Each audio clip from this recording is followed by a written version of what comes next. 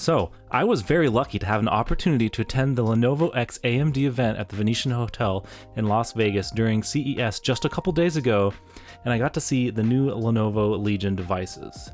I was actually initially most excited to see the Legion Go 2 because I'm an OLED enthusiast, but the new Legion Go S caught me off guard with just how good its initial impressions were.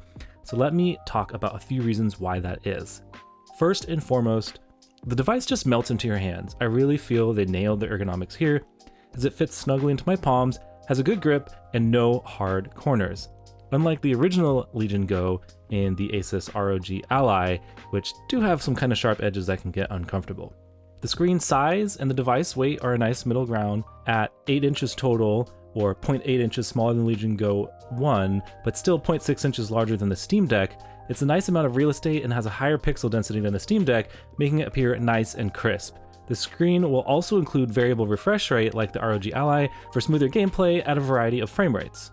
And yeah, it is 730 grams, so it's a bit heavier than the Steam Deck or Ally, but the nice chunky, curvy shape made it so I didn't notice it, at least in the short time I was able to hold the device. I'll have to revisit that once I actually have the device in hand at home to play with to make sure that it's still comfortable for a longer session. Another win is that the S has front-firing speakers. This is always an appreciated design decision, as it usually means clearer audio quality. However, since I was in a super noisy environment at the event, as well as at the AMD room, I really couldn't evaluate the audio quality just yet. So again, that's another thing that's gonna have to wait until I can get one of these in my own home. Another new feature Lenovo has snuck in are the hair trigger stops. Slide a little lever on the back of the device near the trigger and you go from the full trigger throw to a much shorter throw that could be helpful in games like first-person shooters. It's not a feature I care about a whole lot, but it's still a nice thing to see, and I know some FPS enthusiasts will be happy to have that feature. I did have a very limited time to actually play any games or hold the device, so I can't say a whole lot about the quality of the controls, other than, as far as I could tell, they felt overall pretty good, and maybe the D-pad's a little rough, but the triggers and the sticks, the face buttons, I didn't notice any obvious issues right away there. Of course, again, that's going to be something that takes a little bit more time to evaluate. So beyond just what it looks and feels like, there's some factors I really can't quantify today, namely performance and battery life, so I'm just going to do some quick speculation about what we might expect from the Legion Go S. The new AMD Z2 Go chipset in here has 4 cores and 8 threads, similar to a Steam Deck, but it does have 12 RDNA 2 graphics cores versus the Steam Deck's 8. This GPU configuration seems similar to what we might see in devices using the AMD 6800U chipset from a couple generations ago, which does mean potentially better performance than the Steam Deck at higher wattages, like 15 watt TDP and higher. I believe this is going to go all the way up to 30 watts, so we will be able to squeeze out some more performance, although at the trade-off of battery life. However, it is highly possible that the Steam Deck will still remain the low TDP king.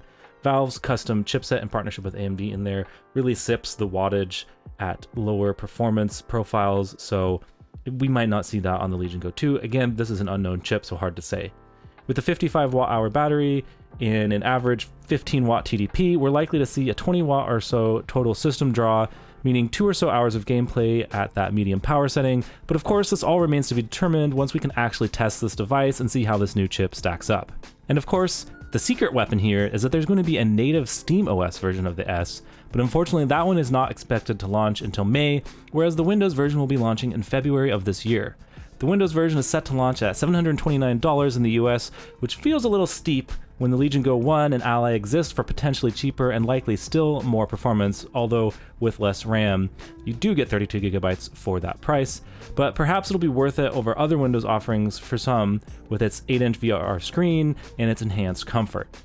Interestingly, the SteamOS version is set to launch at only $499, but with a smaller 16 gigabytes of RAM and 512 gigabytes of storage. This is probably going to be the play for most people interested, as long as you're not playing Windows exclusive games, as it should be a device with similar performance to the Steam Deck and even perhaps better performance when pushing the power limits.